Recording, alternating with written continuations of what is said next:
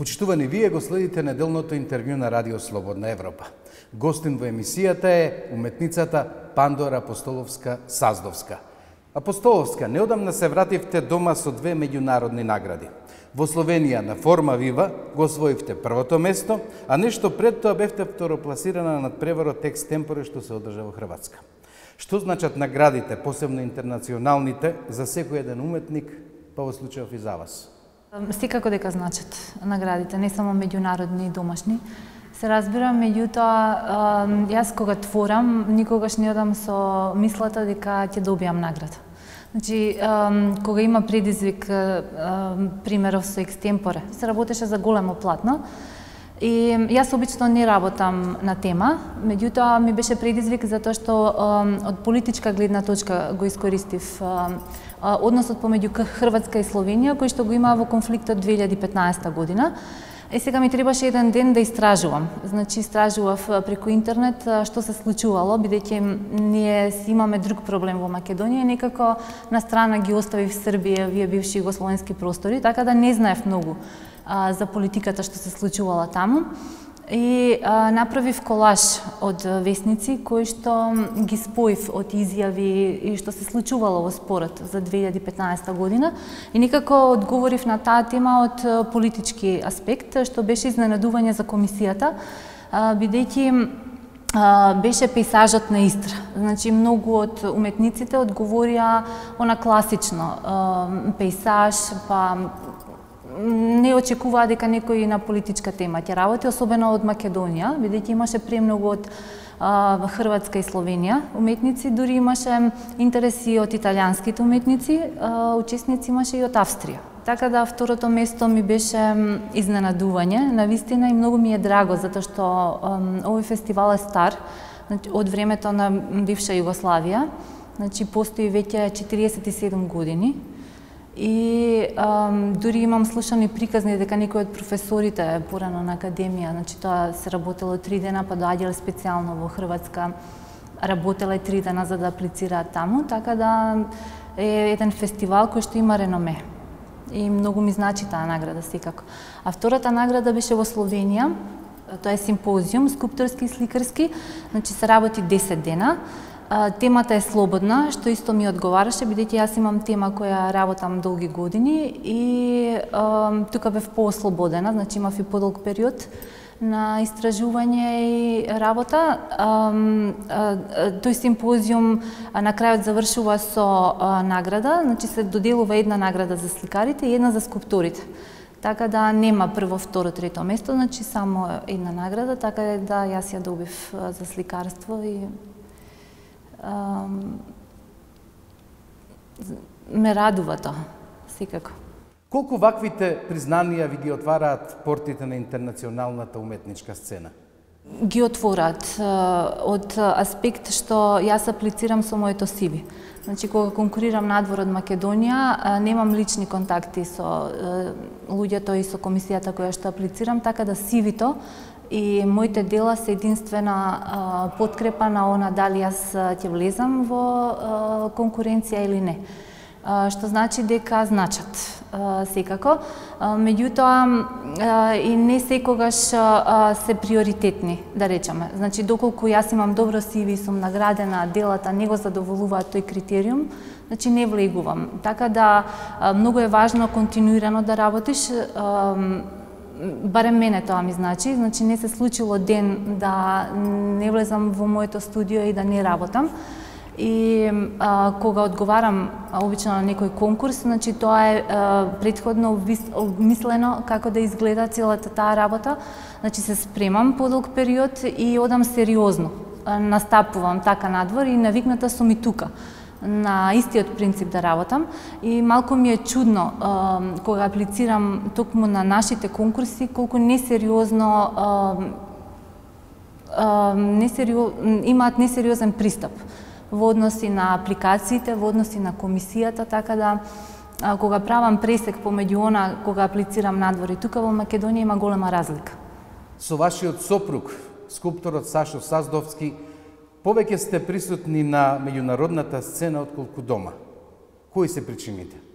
Па има доста причини. Ние не знам, можам да зборувам лично за себе, затоа што откако завршив академија, имав, бидејќи јас бев на сликарство, реставрација и конзервација, се обидував по мојата струка да најдам соодветна работа. Значи, пробав неколку години и секогаш добивав негативен одговор. Исто така и за изложби кога аплицирав, така да на мојата прва самостојна изложба беше во културниот центар Точка. Значи, тој беше приватен центар, аплицирав и буквално самата си го финансирав проектот, бидејќи не беше поддржан од Министерство за култура. И подоцна, значи, водена и од тоа искуство, иако не беше многу, видов дека тука претежно вратите ни беа затворени. Саша имаше само една изложба после магистерската во КИЦ и некако се вртевме во круг. Не ми се допаѓаше таа атмосфера, бидејќи јас сум навикната на работа и одлучив да побараме интернационално, значи преку интернет, почнавме да пребаруваме и тоа изгубивме и доста време, меѓутоа ни беше тешко, бидејќи немавме ни CV, ни изложби позади нас, немавме она бекграунд со што ќе можеш да аплицираш и добивавме, претежно бевме одбивани. Значи, тој беше доста тежок период, околу 5 години, додека не стекнавме некој искуство и беше навистина тешко, меѓутоа еве сега веќе повеќе од 15 години ние функционираме надвор од Македонија, така да некако и влеговме во таа шема, во однос на тоа врските тука, бидејќи ние живееме тука, имаме семејство, значи некако успеавме да направиме компромис кога Сашо патува, јас да бидам тука или кога одиме заедно, некако наоѓаме решение да го решиме тој проблем и не е едноставно, навистина. Гледате ли излез од таквиот општествено-ликовен културен лавиринт? Па видете вака, нас последно пред да заминам за Кина и за Словенија, значи ни се случи летово да аплицираме во Националната галерија во Чифте Амам. Сакавме самостојна изложба да имаме и бевме одбиени. Тој не беше конкурс преку Министерство за култура, значи што се случува во септември, туку беше преку институциите. Значи кураторот не предложи, во овој случај Златко Теодосиевски, беше вработен во Националната галерија се уште, сега во Министерство за култура, значи не предложи со проект и по една недела или две ние разбравме, точно пред да патуваме, разбравме дека сме одбиени, но не добивме никаков одговор. Значи се обидувавме да тоа беше и летниот период, време на одмори, некако не дојдовме во контакт. Многу е тешко и не знам зашто тие одбивања покрај овие CV-а и покрај сите изложби кои што ги имаме, зашто се случува. Јас тоа го гледам првенствено во комисијата, значи во нестручноста, да не речам корумпираноста. Не знам како да се изразам, меѓутоа и вториот израз е правилен, така да треба малку да се поработи на тој случај. Значи, комисијата и не да се гледа, например, дали е професор од факултетот за ликовни уметности, значи позади себе да има не само дипломата што ја има, туку треба да има и изложби позади себе. Еве последниот пример што се случи со Венециско биенале. Значи, тие што беа во комисија, се професори на факултетот, меѓутоа повеќе од 2 децении не изложуваат. Потребно е активност, потребно е да се види па и професорот што работи. Значи, јас мислам дека проблемот, најголемиот проблем е во комисиите. Не е во Министерството за култура, бидејќи тие го објавуваат проектот, меѓутоа оној кој го одобрува, мислам дека е најголемиот виновник. Така да решението треба да се гледа во таа насока. Колку на таквите прилики им кумува и ликовната критика? Кај нас има ликовни критичари. Мислам дека најактивни, за жал, се само двајца. Она што јас го следам до сега, значи Златко Теодосиевски, Nebojša Bilić пишуваат редовно, имаат своји колумни. Повеќето од историчарите на уметност кои што јас ги познавам, бидејќи бев и на магистерски студии, конкретно ликовна критика, меѓутоа поради моите обврски не успеав да го довршам до крај.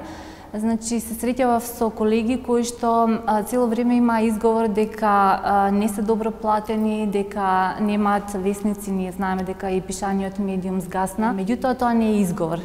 Постојат и други начини како да се остане во форма и да се пишува. Критиката е многу важна, значи како ние уметниците твориме, сметам дека и критичарите треба да си ја вршат работата. После секоја изложба треба да оди рецензија. Дали е таа позитивна, негативна, ние некако не сме научени на негативна критика и многу лично го сваќаме тоа, што е сосема погрешно. Значи критиката е во однос на делата, а не е лично. Ви благодарам на разговорот. Ви благодарам и на вас за поканата. А вам, почитувани гледачи, на довербата што ни ја даривте. До гледање.